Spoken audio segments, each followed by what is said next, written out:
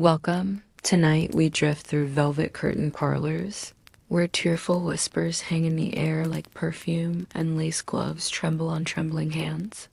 Tonight you sit in the hush of a Victorian drawing room lit by gaslight and grief, and across the table, yes, just across, your dead lover leans in closer than you think.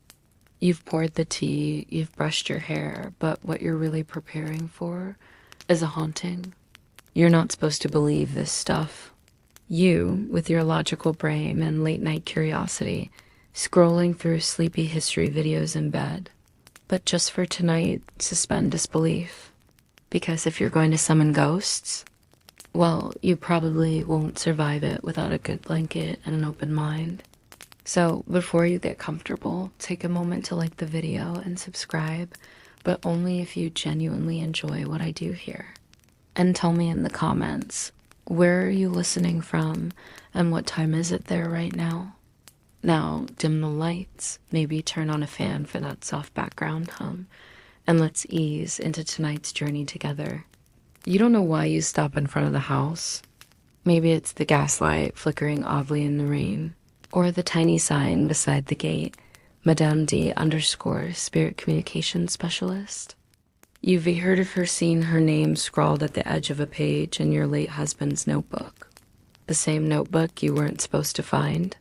The same page where he wrote, "I'll find you after death." You knock. A moment passes. Then the door creaks open, no one there. But the smell of lilac and old paper draws you inside. The parlor is just what you expected. Velvet chairs, a heavy round table, strange eyes painted into wallpaper, and a fire that burns lower than comfort allows. Madame D, small and severe, gestures without a word. You sit. She takes your hand. Name? She asks. You whisper it. His name. She closes her eyes. The room tightens. Even the fire seems to breathe. Victorian séances weren't always theater. Sure, some were faker than corset curves, magnet rings, trapdoors, clever boys with strings, but others, well, historians still argue whether a few mediums truly believed in their gifts, or merely convinced themselves so thoroughly they crossed some threshold. Tonight, you're not here for a show. You're here for him. The table creaks. A wind sighs inside the sealed room. Her fingers twitch in yours. Then your name. Your real name. His voice. Soft, familiar, impossible. You sit back too fast. The chair wobbles. The candle sputters. Madame D's eyes fly open. He is here, she says. He stands beside the fireplace. You can't help it, you turn. And there, beside the ornate mantel, sits something impossible. A cufflink. Not just any cufflink. His, gold, with a cracked onyx stone he chipped 1 week before the accident. You buried it with him. You know that, but there it is. Sitting like it's been waiting. Your breath skips. Your heart tries to turn somersaults in a corset not designed for drama. The room is quiet again. The scent of lilac shifts to something stronger, clove cigarettes and cedar wood. His smell. You remember faintly that in 1854, Queen Victoria herself, famous for her endless mourning of Prince Albert, attended a séance. They never admitted it publicly, of course, but the fascination trickled down to the drawing rooms of every woman who ever loved a man she could no longer hold. You aren't the first. You won't be the last. The session ends with a whisper until the lake freezes over. That was your secret code. You and he had laughed about it at Windmere, joking you'd never part unless the whole lake turned to ice. It never did, until the year after he died.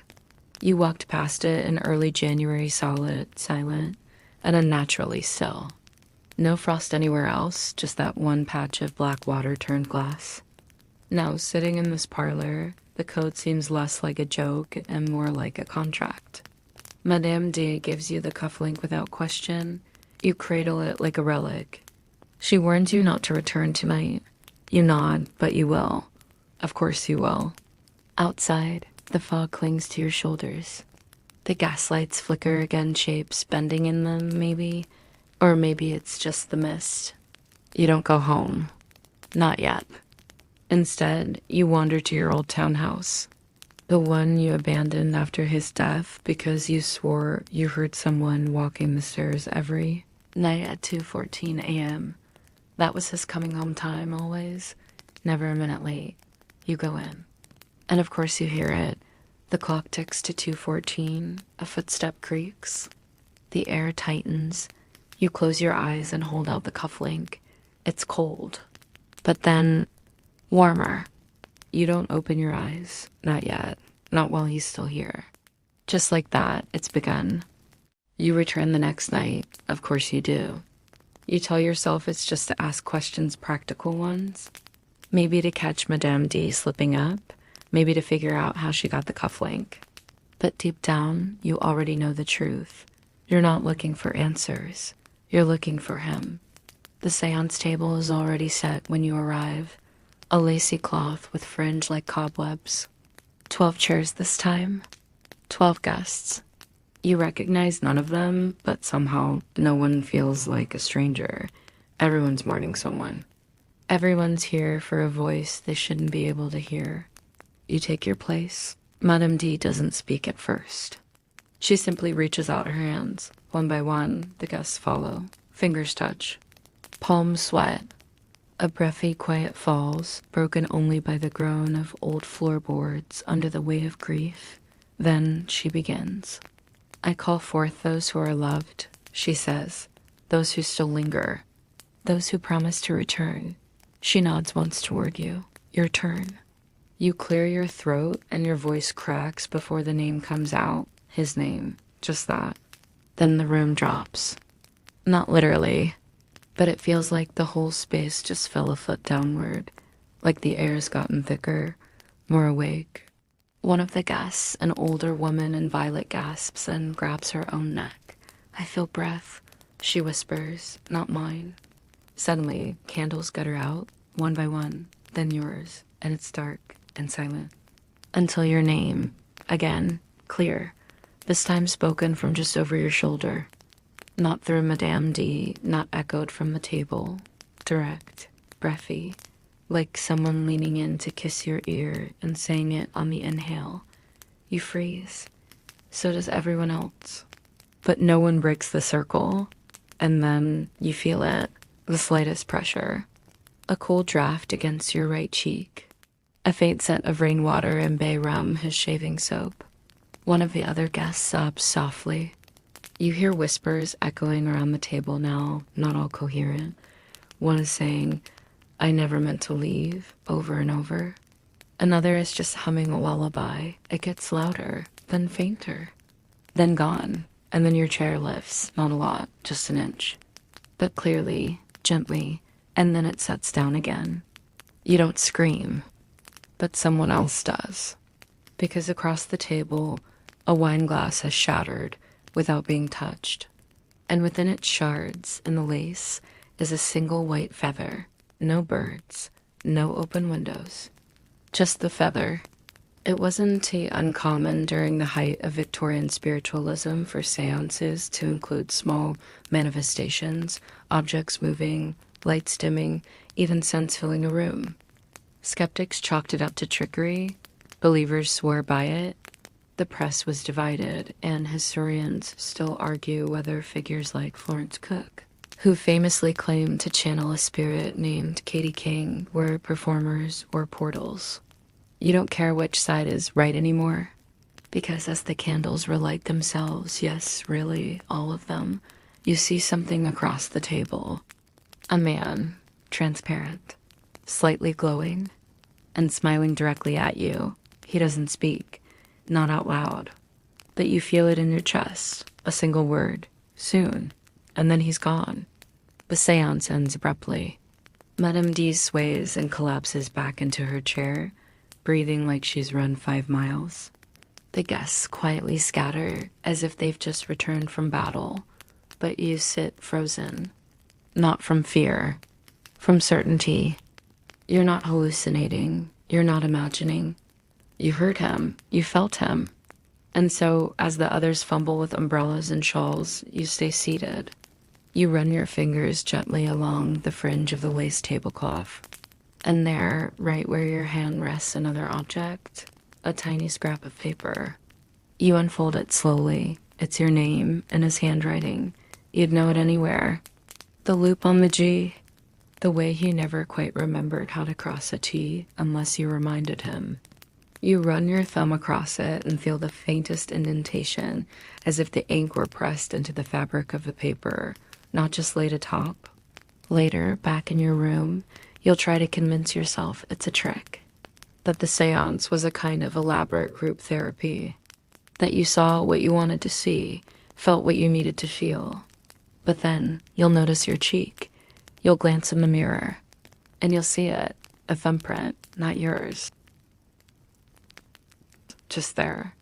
On your skin, the faintest impression, you'll touch it, and you'll feel the cold again. But for now, you rise, thank Madame D without a word, and slip into the night. The gas lamps glow dimmer than usual. Or maybe the world just looks that way when you've had someone touch your soul. You tell no one. Of course not. Who would believe you? That your dead fiancé not only spoke to you, but breathed on your cheek, left a note in his handwriting, and lifted your chair off the floor. Try putting that in a letter to your aunt in Derbyshire, see how quickly she sends the priest and the laudanum. So you keep it quiet. You smile politely through afternoon tea, nod through church sermons, and pretend your hands aren't a trembling every time you hear footsteps that shouldn't be there, until the fire. It starts in your neighbor's home, or so the authorities say. But you were there, weren't you? You remember the wind howling unnaturally hard that night, the way the oil lamp in your sitting room flickered without movement, the way the scent of smoke came before the flames. You got out just in time. Saved the dress on your back, a single diary, and your engagement ring, the one you hadn't worn in months. He gave it to you 2 weeks before the carriage overturned, 2 weeks before the lake froze. And then 2 days after the fire, you dream. You're in your childhood garden, but it's winter. Snow on rose bushes, and he's there smiling, whole. He holds out his hand, opens his palm. There it is, the ring, your ring. Still shining, still warm. You reach for it, but wake before you can touch it. And when you sit up in bed, the room smells like smoke again. Only the fire's been out for days. Later that morning, you sift through the ashes of the sitting room, not looking for anything specific, just hoping. That's when you see it. Half buried, blackened, but unmistakable. The ring, your ring. The one you left by the basin the night before the fire. You never took it with you when you fled. But here it is, untouched, not even warm. In fact, it's colder than your fingers. You slip it on. It fits more snugly than ever. The Victorians had a thing for objects that defied explanation. Locks of hair from the dead that grew in sealed boxes. Portraits that changed expressions. Even one account written by a very sober bishop, mind you of a book that bled when opened to a certain page. Historians still argue whether these were mere grief hallucinations or a cultural craving for continued connection. Your ring, however, is not interested in debate. That night, it begins to glow, not a full shimmer, nothing theatrical. Just a dull, pulse-like flicker, once, then twice. You lift your hand toward the candlelight. The flickering stops. You lower it. It returns. Then the dreams begin again. But they aren't your dreams anymore. You dream of forests you've never walked. People you've never met. Horses galloping under moons that don't exist. You see through his eyes. You feel his fears. You live his memories. And always, at the end of the dream, he turns toward you and whispers the same thing. I'm almost through. Through what? That's the part he never explains. But you feel it, the thinning of something, like gauze over a mirror slowly being peeled back. Each night, the dreams bring him closer. Each morning, the ring is colder and tighter. By the 4th night, you can no longer remove it. You try. Twist it. Pull. Use soap, even a bit of oil. Nothing. It doesn't hurt, exactly.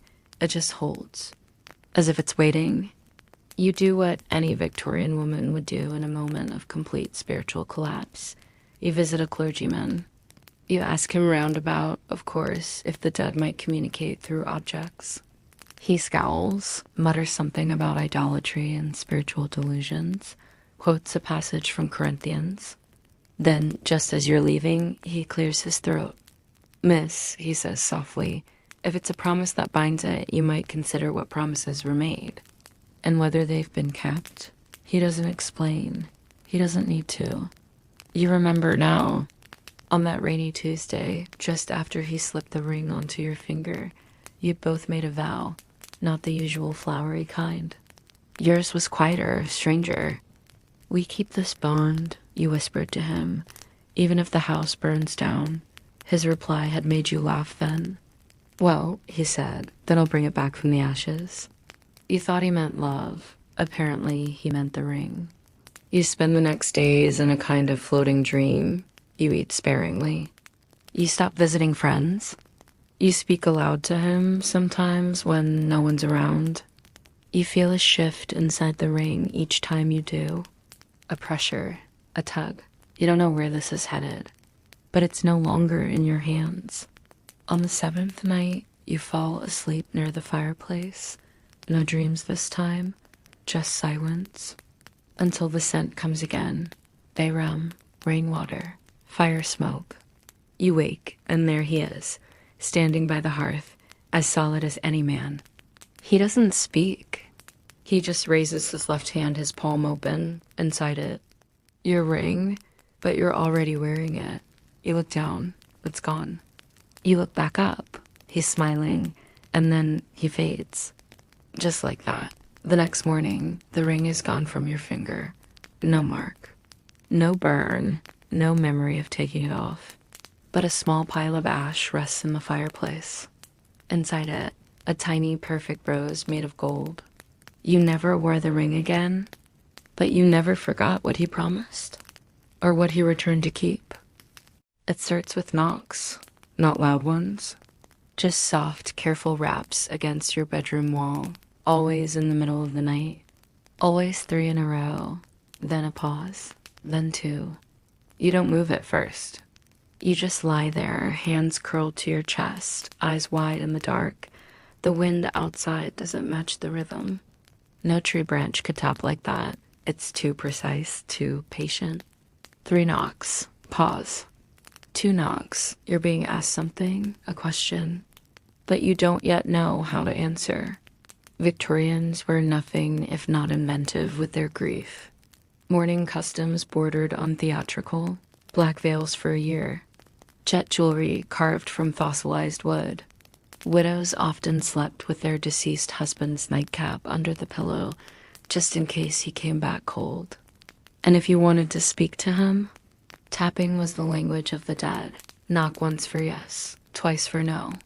That was the system. Spiritualists used it during séances.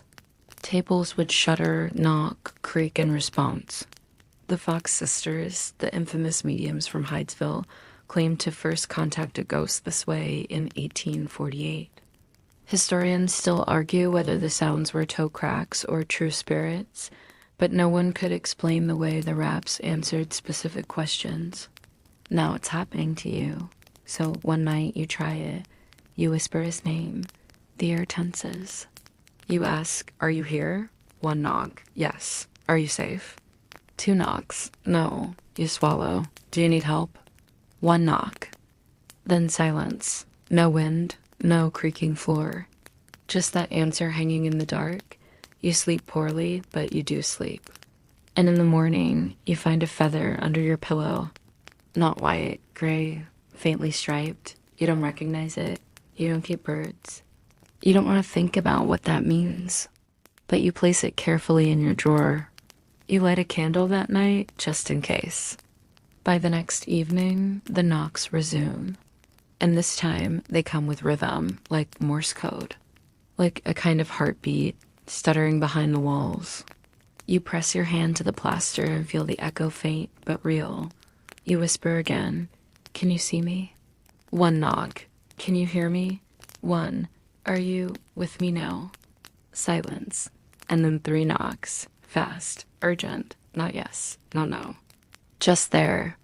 You begin to learn his language. You keep a notebook, write down the patterns, the number of knocks, the time of night. Always between 2:10 and 2:17 a.m. That's when he returns. One evening, you ask if he remembers your last argument. You'd fought over something absurd, his trip to Bath, his refusal to cancel it even though your cousin had fallen ill. You ask, do you remember what I said? Silence. Then, tap, tap, tap, tap, 5 knocks. The same number of times you'd said, I'll be fine, just go. You begin to cry. Not loudly, just a soft unraveling. He remembers. And you never forgave yourself. Later, you attend a gathering hosted by the Honorable Mrs. Evangeline Trent, one of London's more eccentric spiritualists. She owns a canary she claims speaks Latin during full moons and serves absinthe only when the veil is thin. You like her immediately. She invites you to try the talking board. Not quite a Ouija, more like a polished tabletop with letters burned around the edge, and a small heart-shaped planchette made of bone and crystal. You ask him to spell your name. It does. Slowly, precisely, letter by letter, the others gasp. One of them faints drama, honestly, but you just watch. Then it spells something else. Help you press your fingers harder. Where are you? The planchette slides. Between Mrs. Trent sucks in her breath. You try not to. He's between, not here, not gone. You return home shaken but calm. That night, he knocks again. You knock back. The quiet rhythm builds. 2 knocks. 1, 3. You don't know the meaning, but your hand mimics his. You're dancing in code. The knocks become comfort, routine, like the ticking of a pocket watch, like his old habits come back to life. Then one night, it changes. You wake to the usual 2:14 a.m. shiver, the usual stillness. But instead of knocks, you hear tapping on the mirror. Soft, rhythmic, too high to be a draft. You rise slowly. Your feet don't even feel the floor. The mirror is fogged not from steam. The fire is low, the room cold, but the surface clouds anyway.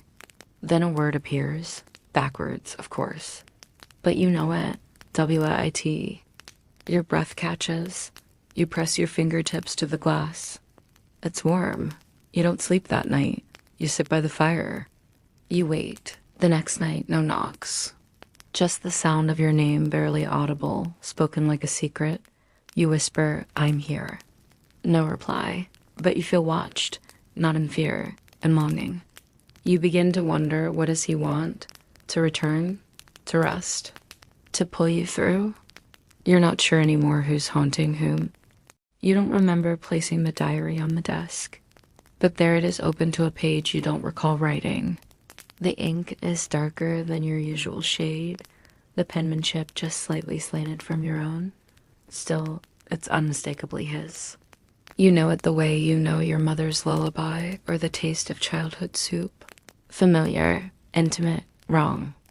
At first, you think it's a trick of memory. Maybe you copied one of his letters. Maybe grief makes ghosts out of ink. But the page is dated 2 days ago. He's been dead for 17 months. You run your fingers over the paper. It's dry, no smudging. As though it's been there for years, waiting to be found. It begins simply, it snowed last night. I watched it settle in her hair. You freeze. You had gone out last night, just for air. Just for a walk around the garden before bed. It had snowed lightly. You even stood beneath the arbor and watched the flakes gather in the dark curls near your temple. No one saw you. No one living anyway.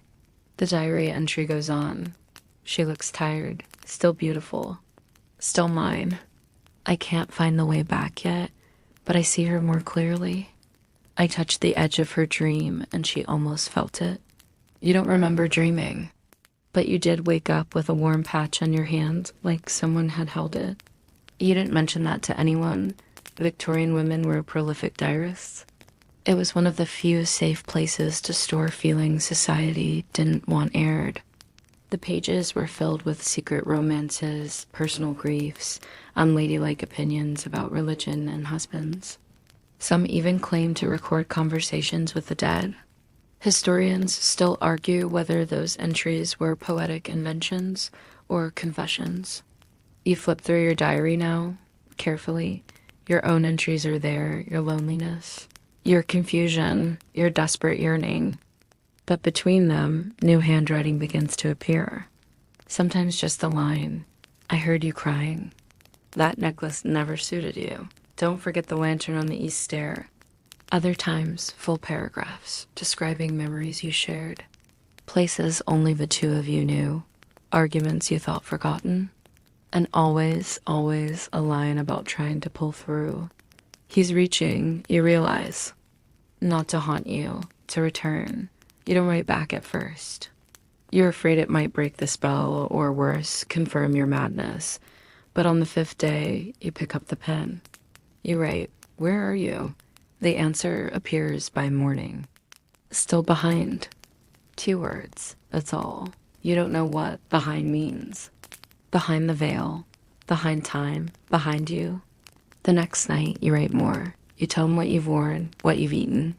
That you stopped drinking coffee because it made your dreams jittery. That you still keep his gloves in the coat closet because you like to pretend he'll need them again. The response is always there by morning. Sometimes pages long, sometimes drawings. One night he sketches the necklace you wore to the theater in Brighton. Another time, he draws the teacup you dropped when you found out he died. A tiny chip on the rim still present in the sketch. You'd hidden that cup in the attic. You hadn't seen it in over a year. You retrieve it. It's exactly as he drew. It becomes your nightly ritual. You write. He replies. You begin leaving space on the page just for him. And always his writing comes in darker, cleaner, more confident.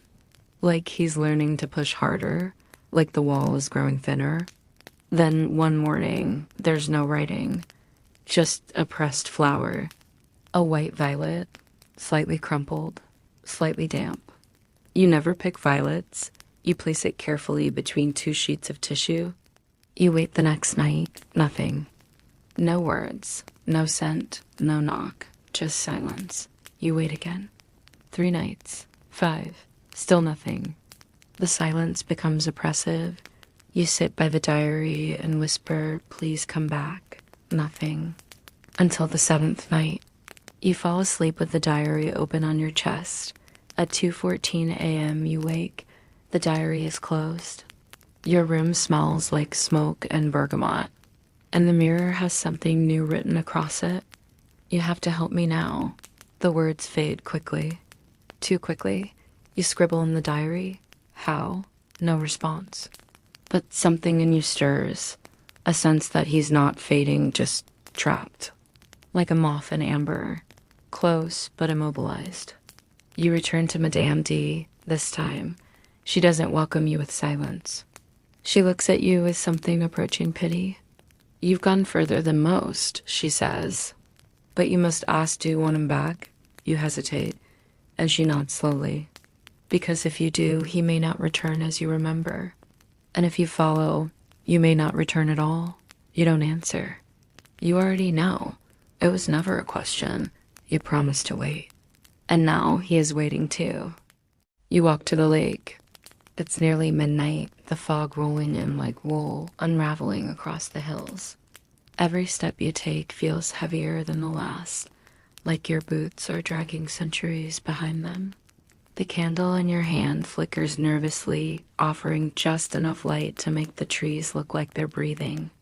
You've never done this before, this part at least. But you heard the stories. From the village, from the old cook who used to whisper tales while peeling potatoes. About the widow who walked the lake's edge with a single candle, waiting for a lover who drowned in 1842, how she returned each night until he finally answered, or until she vanished. Depending on who's telling it, you reach the shore. The water is black as ink, still. A surface too smooth for comfort. You light the second candle, set it down by the bank. Then you speak his name, quietly, just once. The flame flutters. The wind dies, then ripples. Starting at the farthest point, a tiny ripple spreads across the surface toward you, as if something just below the water has stirred. You don't run. You should.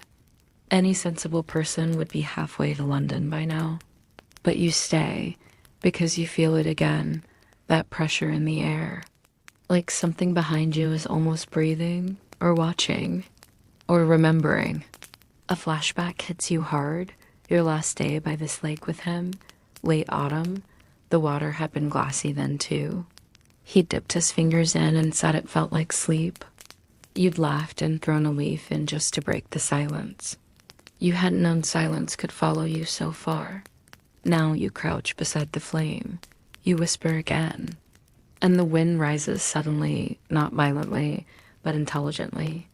Like it understands where you are, who you're calling.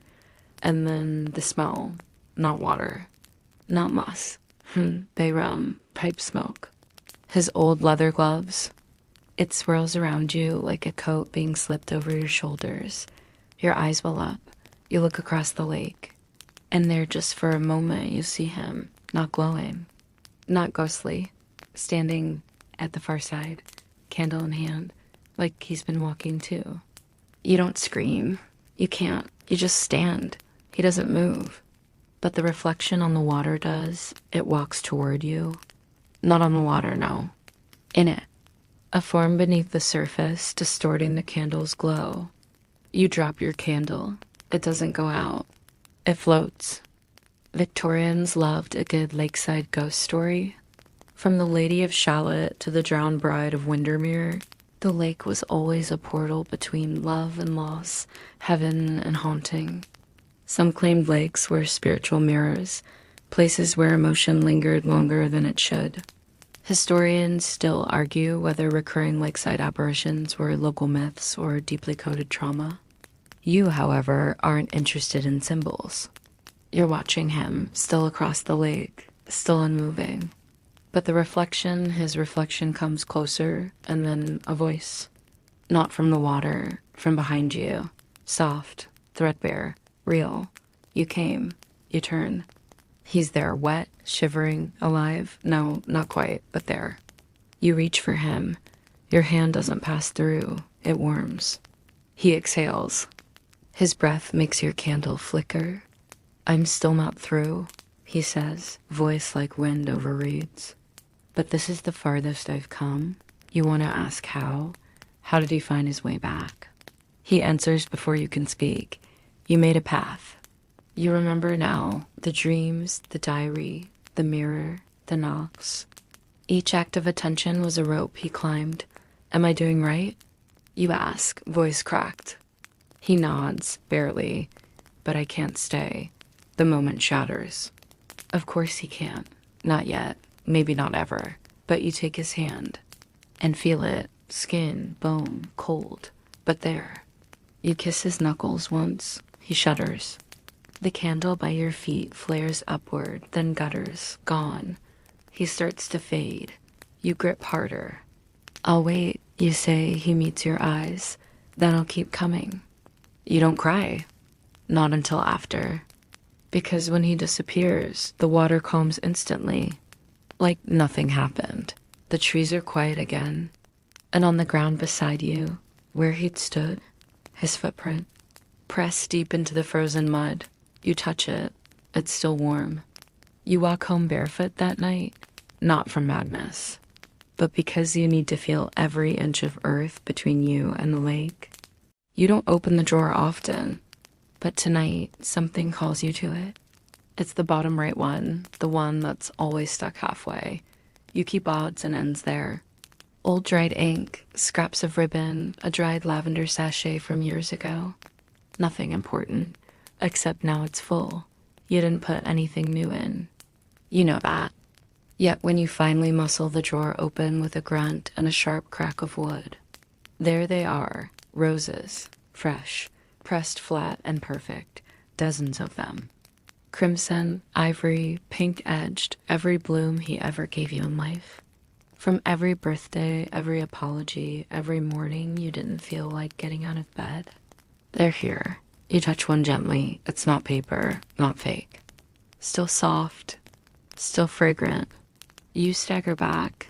You burn them after his funeral.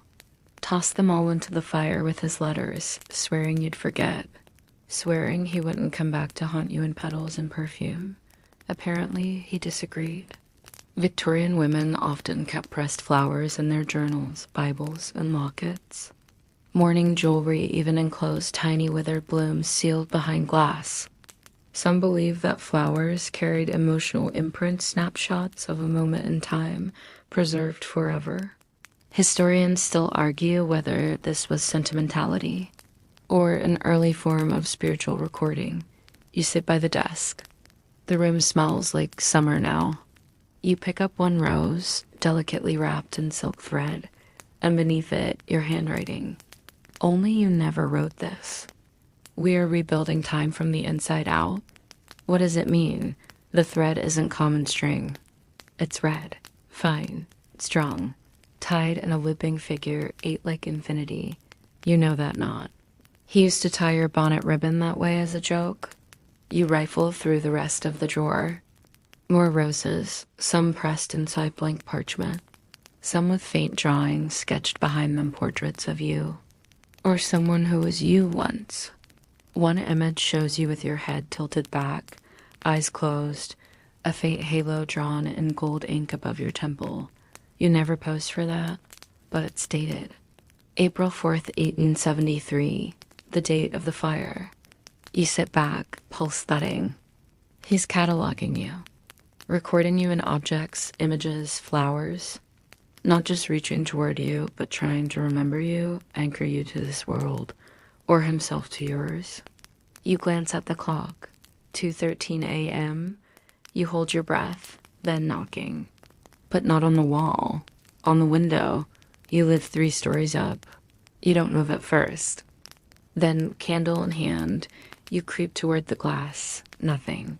Just your reflection, wavering in flame, and then there, a rose, tucked into the outside ledge, pressed upright, too perfect to be random. You throw the window open, shivering against the sudden cold. You snatch the rose and pull it in.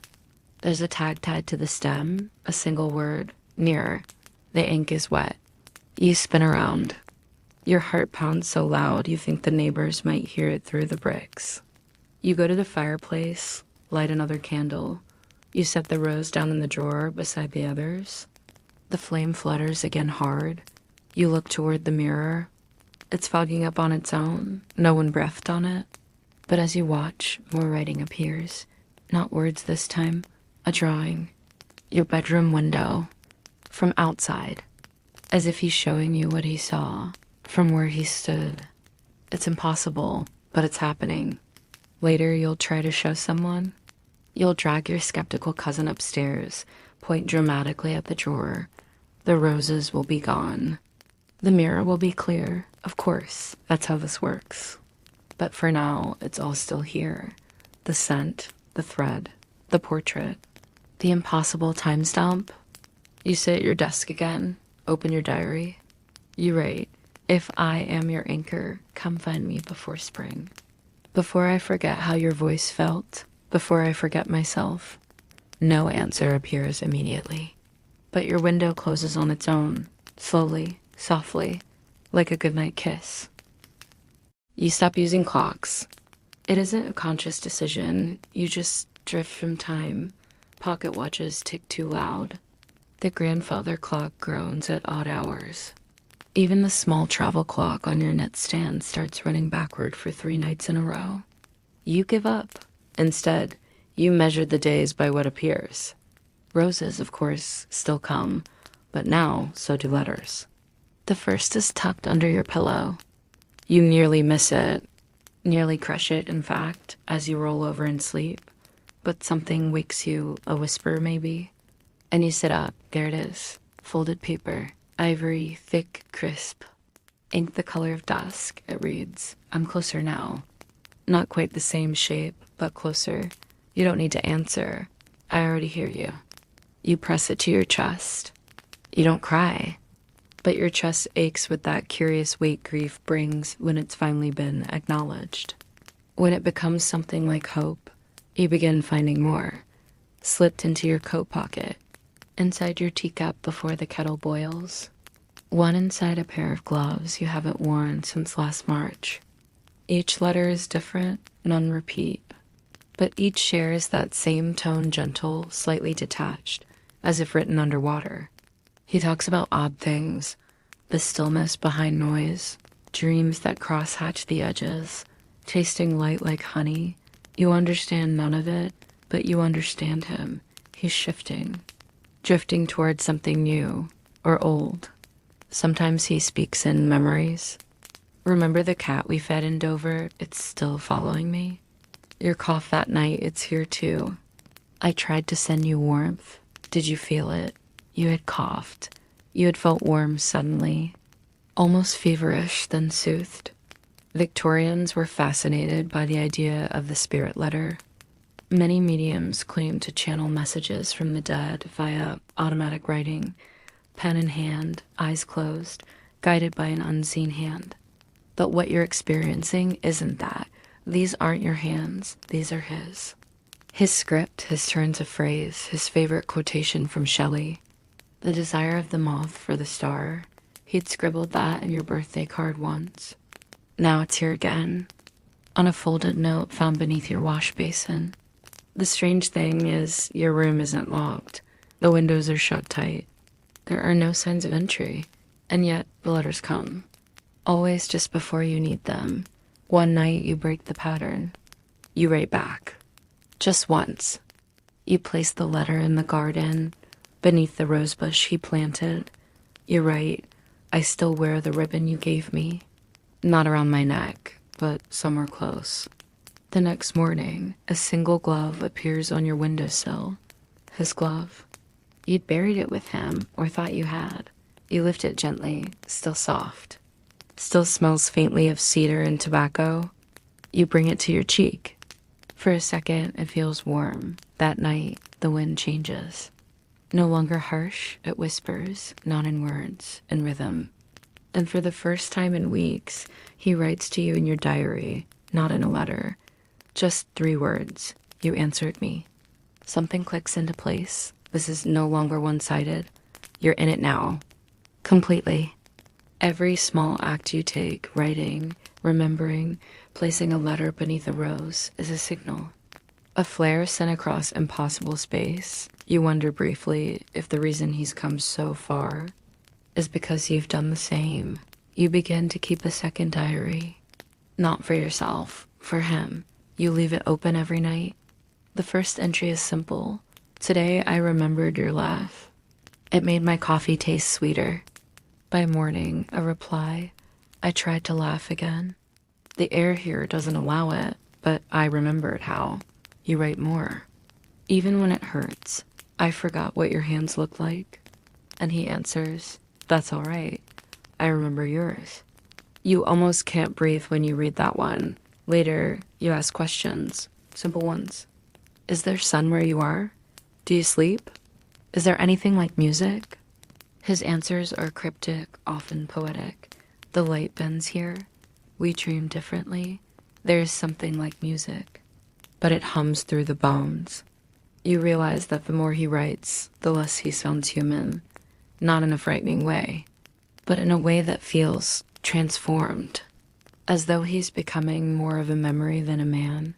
You ask him if that's what's happening. His answer? Only when you forget. So you remember harder. You wear his favorite scarf. You whistle the tune he used to hum while shaving. You place the old domino set he loved on the table, just as you would have for an ordinary evening. You speak to him aloud. And the letters keep coming. One day, there are 3, each wrapped in red thread. Each sealed with a drop of wax that smells faintly of honey and firewood. They simply say, don't stop, you're closer too. This is what keeps me warm. You don't understand how that works, but you believe it. You'd always believed love could defy reason. Now you know it can defy death. Your house begins to shift. not violently. Not with cracks or groans, but gently, like it's breathing. You notice it in the corners first, the way dust no longer settles, the way cobwebs vanish overnight. The air feels watched, not by a stranger, but by someone tidying up for company, someone waiting. You glance at the mirror one morning and find something new. Your reflection blinks after you do, but not at the same time, just a half-second late, as if you're out of sync with yourself or with something using your face to say hello. You don't panic. This is the new normal. Your spoon stirs tea by itself now sometimes, not quickly, just helpful. The record player in the parlor begins playing a single song again. And again, an old waltz you danced to one winter in Vienna with him, in a borrowed coat and someone else's boots. You'd both been poor, freezing, drunk on cheap champagne, and completely in love. You didn't even own that record, not until now. Victorians told many tales of haunted homes, but few were frightening. Most were tender, melancholy thing spirits who returned not to scare, but to finish. To tuck someone in, to leave a final note. There is an account in a widow's diary from 1866 of a ghost who folded her mourning, dresses for her each night until she remarried. Historians still argue whether such stories were poetic license, or the final kindness of a man refusing to stop loving his wife. You begin sleeping with the second diary open on your chest. Every night he writes something. Sometimes it's nonsense. The ceiling here curves inward like a chapel of moths. Other times it's unbearable. I almost remembered my name today, but it slipped when I heard yours. You leave the house one afternoon to clear your mind, just to breathe fresh air that hasn't been filled with the scent of old books and older memories. When you return, the hallway mirror is gone. In its place, a new one, oval, framed in cherry wood, slightly fogged from the inside. You didn't buy it. You don't know where it came from, but on its glass, etched faintly as though traced by a finger, now I can see you too. That night you dreamed differently, not of him, of yourself. Standing in a forest of white trees, bare branches, wind that hums like strings. You are older or younger, or both, wearing something warm and silver. You hold the same cherrywood mirror in your hands. You ask your reflection, where is he? And the mirror whispers, here. You wake up clutching your bedsheets. The air smells like firewood and sugar. You open the diary to find only a drawing. Your dream, perfectly sketched. The forest, the dress, the mirror. Beneath it, just 2 words. We're crossing. You stare at the words for a long time. Crossing what? Into where? Or into whom? You begin to notice you're forgetting things. Nothing crucial. Just small things. Where you placed your comb. What day it is. Whether the clock in the kitchen ever truly worked. You ask him about this in the diary. His reply, I'm borrowing bits. Just for now. Just to stay. It doesn't alarm you. It should. But all you feel is calm. And somewhere beneath the calm, the soft burn of something like anticipation. One afternoon, while watching the sun filter through lace curtains, you feel your hand twitch. It moves toward the diary before you can think and begins to write. Not you, not your handwriting, but you let it happen. It writes, we're almost even now. Almost able to hear each other without words. This house is thinning. The walls remember me. You stare at the page. Then you write below it, do you remember me? A pause. Then the pen lifts again. Always. But I forget the shape of your laugh. You laugh out loud, just to remind him. You hope it helps. The house responds that night. The mirror glows faintly. The floorboards don't creak where they should.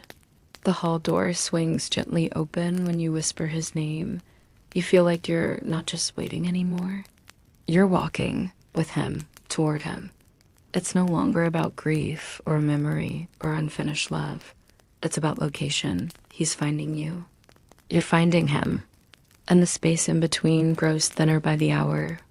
You ask in your diary, what happens when we meet in the middle? The answer comes before dawn. Something neither of us have language for, yet you sleep soundly that night. Like someone preparing to cross a bridge they helped build plank by plank without knowing what waits on the other side. You start seeing him in mirrors, never for long. Never when you look directly. Always just at the edge, just as you're turning away, reaching for your comb, adjusting your collar. He stands behind you like a memory that's decided to take shape. One morning, while brushing your hair, you catch him clearly. His hand rises slowly behind yours, mirroring your motion. You don't scream. You simply freeze and watch as the brush lifts. Not yours, his. It glides through the air beside your head, smooth, slow, as though helping. You close your eyes. The brush keeps moving. When you open them, he's gone, but the hair on your left side is still being smoothed. You set the brush down with shaking hands. You whisper, "Thank you." The mirror fogs with a single word, always. Victorians didn't fear mirrors the way we do now. They believed mirrors could trap spirits if not properly covered during death. But others claimed they were portals-thin spots where the dead could linger, watch, and occasionally reflect more than just your image. Historians still argue if these stories were cautionary tales or traces of a time when glass and soul were considered dangerously close. You begin testing the theory. You leave notes at the mirror's edge, folded, simple, polite. They disappear by morning. Every time. One day, the mirror offers you something instead. Not a reflection, a vision. The glass ripples. Not physically, but perceptibly. And instead of your room behind you, you see another. His study, books neatly stacked, a cup of tea half finished, and him seated writing. He lifts his head, looks at you as though through a window. You touch the glass. He smiles, then scribbles something on a paper and lifts it for you to read. You're walking the same path I did. You want to ask what that means. You want to know if that path ends in death or something else, but the vision fades. Replaced by your reflection once more. Only now, your face looks different. Not older, just further away, like you're watching yourself from a small distance, a few inches more untethered. You begin to feel it in other places. You pass by people on the street who shiver before you approach. Children stare at you too long, like they hear music where there isn't any. And once, a dog refuses to come near you, just whines, then tucks its tail and backs away. You haven't changed your perfume, haven't done anything out of the ordinary, except everything. You begin walking differently, slower, as if the world itself has grown thick, syrupy, harder to navigate. One day, you forget the name of your neighbor. You've known her for years, but as she greets you, her name dissolves like sugar in rainwater. It worries you. Until that night, in the mirror, he writes. You're making space. You ask aloud, for what? The reply doesn't come in words. Instead, your reflection blinks, but you didn't. The reflection moves a beat too slow, and behind it is hand, on your shoulder, resting gently, no weight, no pressure, but unmistakable. You fall asleep with the mirror uncovered. Your dreams are quiet, not vivid, just warm. A presence at your back. You begin to see other things in the mirror now. Not just him, places. A hallway with flickering gaslight sconces. A staircase you've never climbed. An orchard glowing silver in moonlight. You feel pulled. And each time you lean closer, your reflection grows hazier like it, too, wants to cross. Your diary entries change. You begin writing things you don't remember experiencing. Moments of conversation. Snippets of sensation. The crunch of frost under boots I don't own. Or his hand. Not ghost-like, but real, cupping the back of my neck. You no longer know which entries are yours and which are his, and it doesn't seem to matter. One night, your reflection doesn't move at all. just stares back, unblinking, mouth slightly open. You lift your hand to wave nothing. Your reflection just watches you. You feel your breath stutter. Then very slowly it lifts its hand, waves, but your hand hasn't moved. You step back. It doesn't follow. You leave the room. The next morning, your reflection is back to normal, but now you know. There is another version of you, somewhere between, and she's closer than ever. Later that week, a friend visits. She gasps when she sees you, then laughs awkwardly.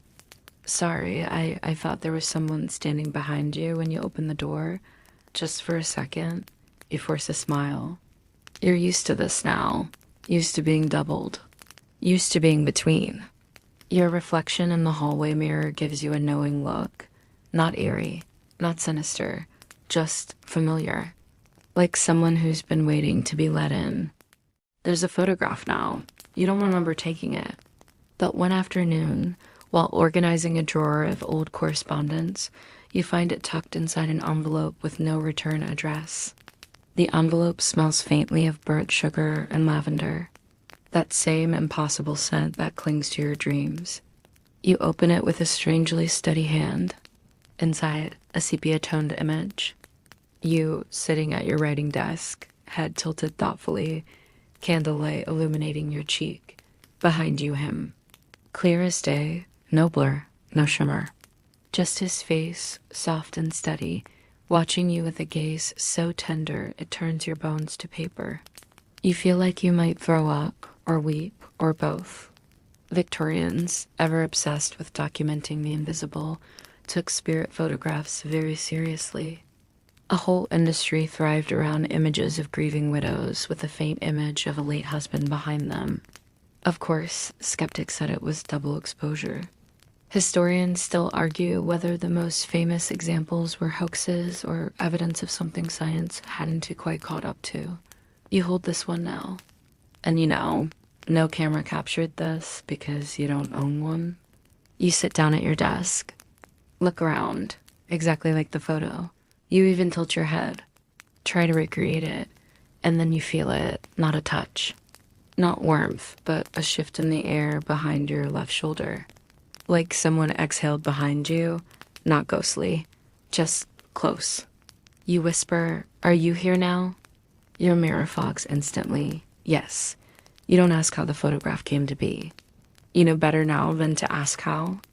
Instead, you place it inside your diary, between the pages where his letters begin to shift tone, because lately his words have changed, less poetic, more urgent. Something's coming. I'm being watched. We're not alone in the in-between. That last line stays with you. You whisper it over and over at night. You try to parse its meaning. Wasn't he always alone there? And what else could be there? That night, your dreams change again. No longer warm or nostalgic. Now full of hallways that stretch and curl like the belly of a conch shell. Rooms filled with shadows that don't match the furniture. Doors that close just as you approach. And in one of them, you see yourself, seated at a table, eyes wide, mouth stitched shut with what looks like gold thread. You wait gasping, sweating. You run to the mirror, nothing. But when you open the diary, there's a new page in your handwriting. You know it's not recent, but it's definitely yours. I'm starting to forget which me is writing. You blink. Turn the page. He says not to be afraid, but I think he is. You flip again. If I go further, will I come back? You close the book. Push it away like it's become a dangerous object. Because now you understand you're not just being haunted, you're crossing over. Bit by bit, and not all of you is returning each time.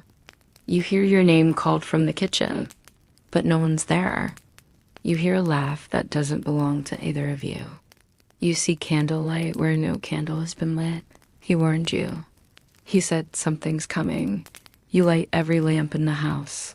Just in case, it's not fear exactly. More like caution. As if you've opened a door just wide enough that something else has seen the light and is considering stepping through. You write to him again. Is this still just us? The answer comes not in words, but in the sound of something scuttling across the ceiling in the dead of night. Not rats, not the house settling. Intentional. A message, a visitor, or a witness. The next morning, the photograph is missing. In its place, another letter. You need to choose. Come closer or close the door. They're starting to follow the path, too. You sit still for a long time, hands in your lap. The word they repeats itself in your mind like a drumbeat. You think back on every odd thing, every window creak, every fogged mirror, every scent that wasn't quite familiar, and realize not all of them were him. Some of them were something else, and those things learn fast. That night, you do something you never thought you'd do again. You pull the heavy sheet over the mirror. You blow out the candle early. You don't write in the diary, not because you want to stop, but because something tells you you need to wait, to pause, to be very, very quiet. The knock comes at 2:14, right on time, but this time it's not on the wall. It's under your bed. And when you lean down to listen, it doesn't knock again. It scratches. You don't sleep that night. You sit in your armchair with every lamp lit, diary shut, and the mirror still covered like a corpse. The scratching doesn't return, but you know what you heard. Not the delicate tap of him trying to reach you. No, this was jagged, greedy, not his. The next day, you venture outside. Into town, the sun feels alien, like a spotlight exposing the tired circles under your eyes and the sense that you were walking just slightly out of sync with everyone else. Children tug their mother's sleeves to look at you. A dog growls low. A baker forgets your name, though you've been his customer for years. You duck into a shop to compose yourself. A bookshop. The owner greets you cautiously, like someone greeting a clock that ticks backwards. You wander to the spiritualism section, and something pulls your hand to a slim blue volume. Letters Across the Veil, 1874 edition. You open it at random. The passage reads, "When the living call across the boundary too often, they form not a door but a tunnel, and tunnels work both ways." You shiver. That night, you return home and rip the sheet from the mirror. It does not fog. It reflects only you. But something is off. Your reflection blinks too slowly, then too fast, then stops entirely. You stare. Wait, it doesn't blink again. But slowly, it begins to smile. You are not smiling. You cover the mirror again with shaking hands. You rush to your desk, open the diary, write frantically. Are you still there? Please tell me this hasn't all been something else. You wait an hour, then a reply appears. Not in the diary, but on your window, fogged into the pane, still me. You sob, part relief, part dread, because now you know he's still close, but so are they. Victorian spiritualists had rules, unspoken but passed down. Never leave a mirror uncovered after dusk. Never call a spirit more than 3 nights in a row. Never ignore a knock you didn't invite.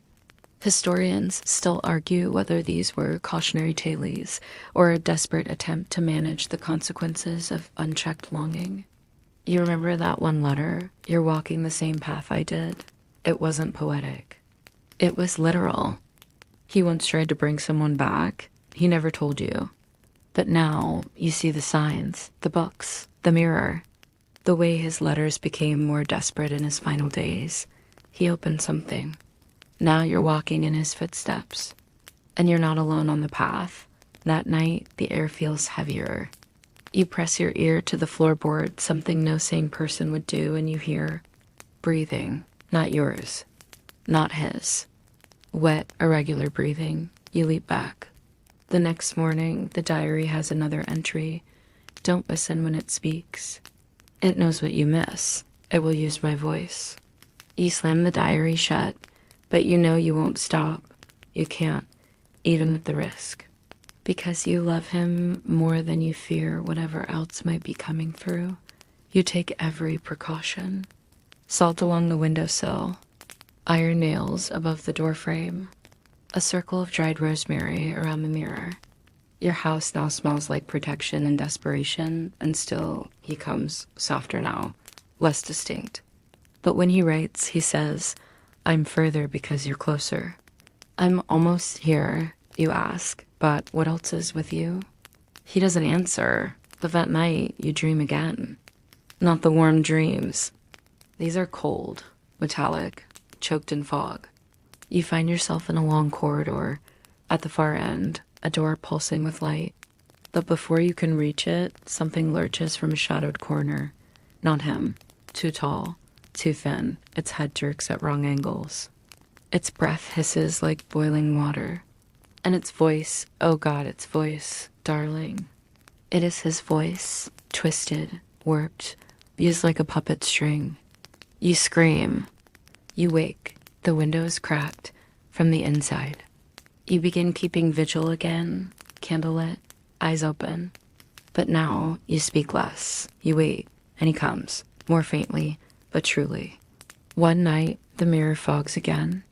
This time with a full sentence. You are still the path.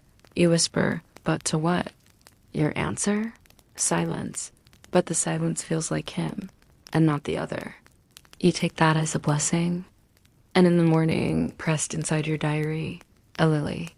His favorite flower, still fresh, still impossible. You start dreaming of doorways, not symbolic ones. Actual doors. Some wooden and cracked, like cellar entries sealed by dust and regret. Some ornate, shaped like cathedral arches, pulsing faintly with pale blue light. One, disturbingly familiar, your front door, except turned inside out. Each time you hover before them, never touching, never passing through. But someone always stands just beyond barely visible, just a figure. Not him, not quite. You wake with the smell of iron in your nose, not blood, just door smell. That old mineral scent from keys and hinges and gates that haven't turned in centuries.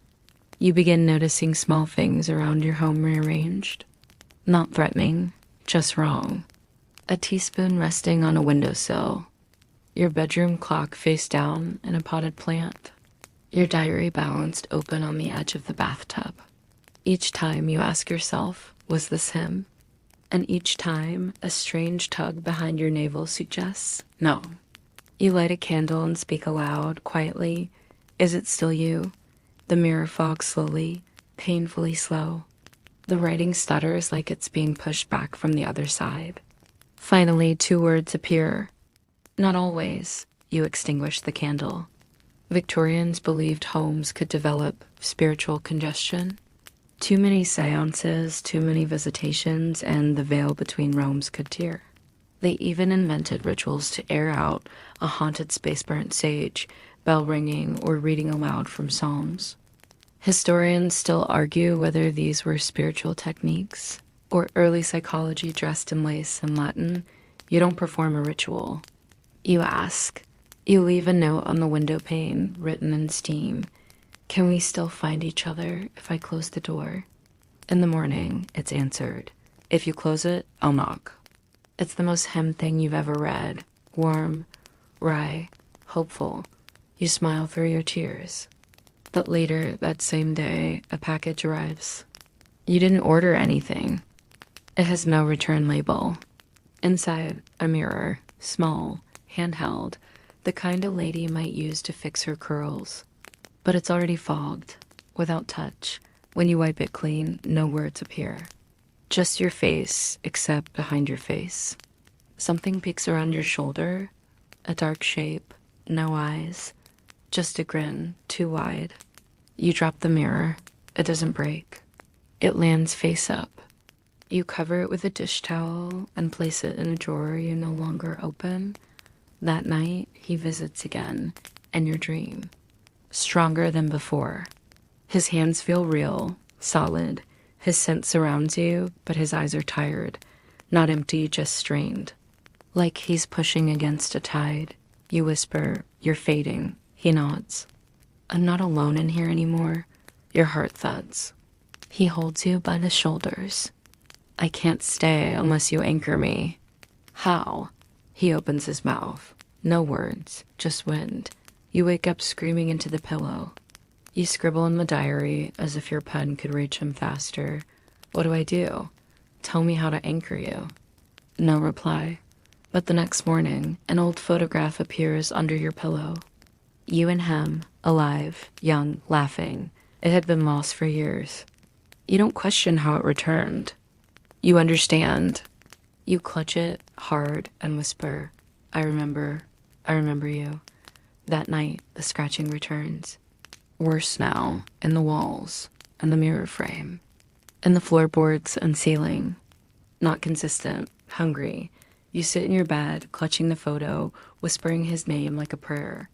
The mirror uncovers itself. You didn't touch it.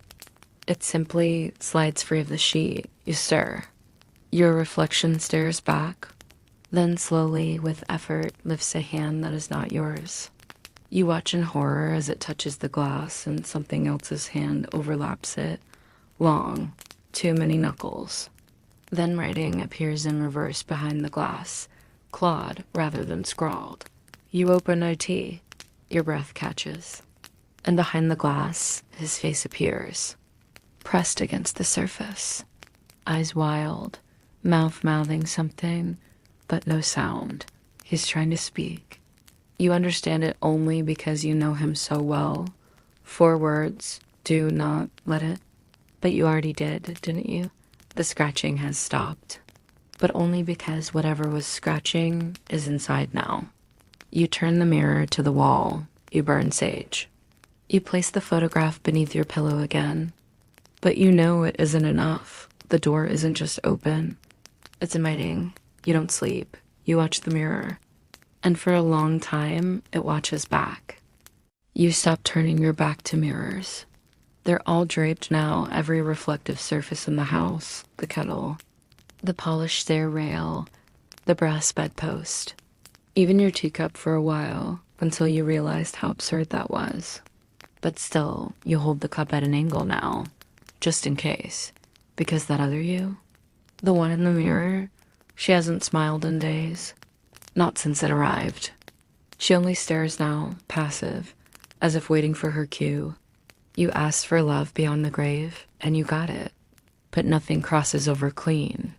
Tonight, you gather every scrap of his letters, every note, every rose petal, every ribbon still carrying his scent. You lay them out on the parlor floor in a wide circle. You sit in the center, and for the first time since this began, you pray. Not to God, exactly, but to him. To the version of him you trust, the one you knew in the way no one else could. I need to know if you're still here, you whisper.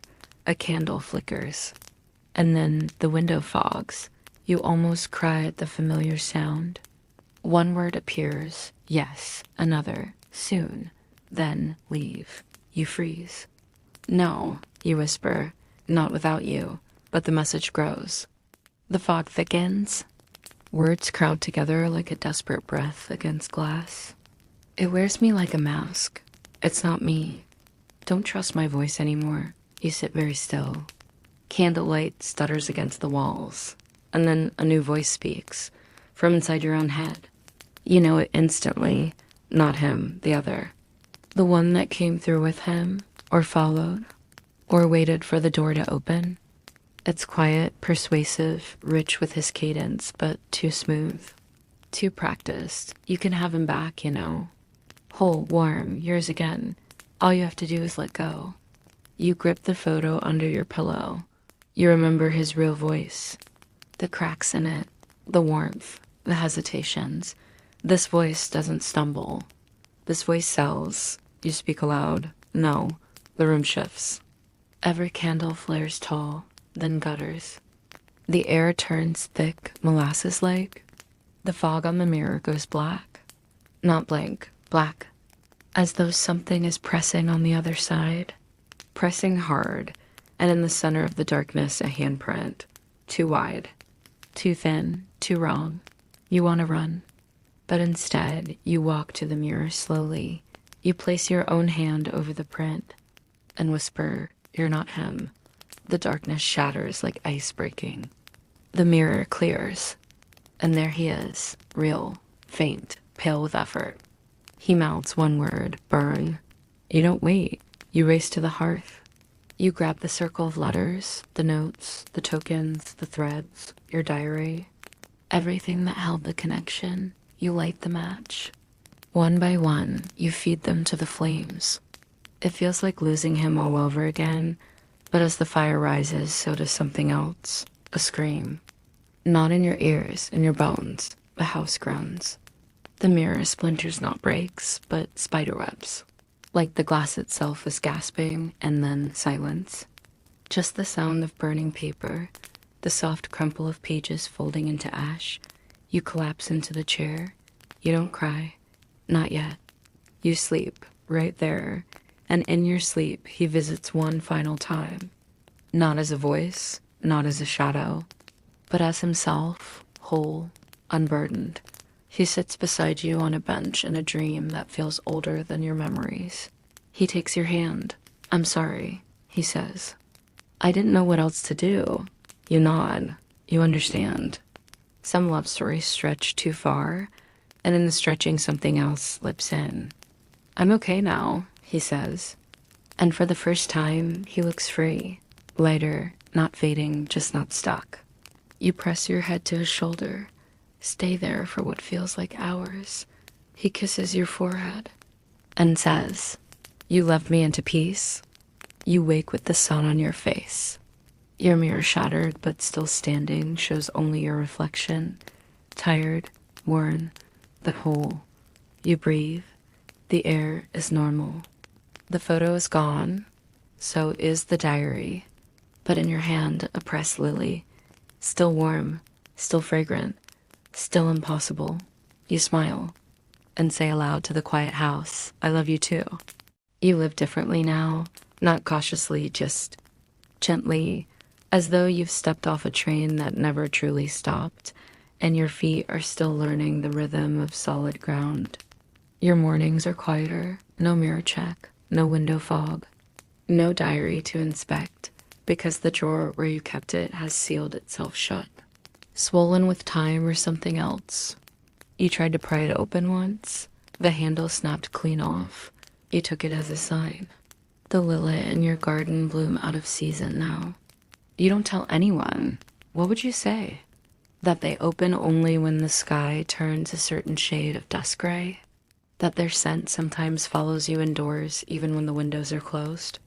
That you've heard them whisper? Not in words, just in tone. His tone, still loving. Still distant, still gone, but not lost. Victorians might have called it a residual haunting, a fragment of emotion echoing long after its cause has left. Some claimed it was only grief folding in on itself. Others believed it was love learning to stretch beyond breath. Historians still argue whether it's madness to keep loving someone who's not technically alive, but you know better. Love isn't a door that shuts. It's a tunnel, yes. And sometimes, if you're very careful, it becomes a bridge. You still feel him sometimes. When you turn your head to a sound no one else hears. When a warm breeze kisses your cheek in a house with no open windows. When a book falls from the shelf, open to a poem you read together once. You don't try to explain it anymore. You just say, "Hello." Sometimes you say more, out loud, in whispers. Or just in your mind, not to call him back, but to keep him close softly from wherever he's gone. And sometimes, just sometimes, he answers, not with a word, not even a whisper, but with a feeling so deep in your chest it halts your breath, like a kiss pressed to the soul instead of skin. You never light the candles anymore. You don't need the mirror, or the diary, or the salt. You needed them when the grief was loud and your heart was raw, and the space between worlds was just a hair's width wide. But now the grief has softened, and the space between, it's still there, but it no longer aches to be crossed. You light a fire in the hearth, you make tea. You hum the tune he once forgot the words to. and you feel a warmth curl through the room like steam from the cup. Familiar, safe, not a haunting, not a visit, just him, just love, not always seen, but never absent. And finally, you understand. He never left. You simply stopped needing to reach. Because he's part of you now. Not in mirrors, not in scratches, not in fogged windows or impossible lilies. Just there, quiet, still, true. You open the window to let the air in. No candles. No whispers, just wind and sky and the breath of something gentle. And you say, with a smile, you can rest now. He does, and so do you. Word count, 1,100. Wind down, you've made it. You've traveled the long, strange road of love and longing, the kind that stretches through time, memory, and even death. And maybe, like her, you've come to understand that love doesn't always vanish with the body. Sometimes it stays behind, not to haunt you, but to hold you up when you think you might collapse. And yes, sometimes it gets messy. Mirrors crack. Dreams blur. The air gets heavy.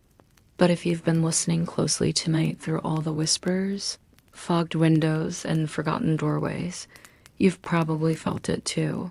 That echo in your chest, that ache behind your ribs. Not fear, but recognition. A reminder that every great love, whether lost, found, or simply waiting, leaves behind more than silence. It leaves traces. Fragments, a warmth in the corner of a cold room. That's what she found. That's what you carry too. So now, let yourself soften. Loosen the grip on your blanket. Let your hands unclench. Let the breath you've been holding finally ease out, slow and even. You are safe. You are still. And somewhere, maybe not far at all, someone you loved still carries you in their own way. Maybe in dreams, maybe in Lilith, maybe in echoes. Sleep knowing that love like that doesn't fade. It just learns new ways to be near you. Good night, sleep well. And if you dream tonight, may it be of soft hands, warm light, and a love that never needed a body to stay close. End of script. Sweet dreams.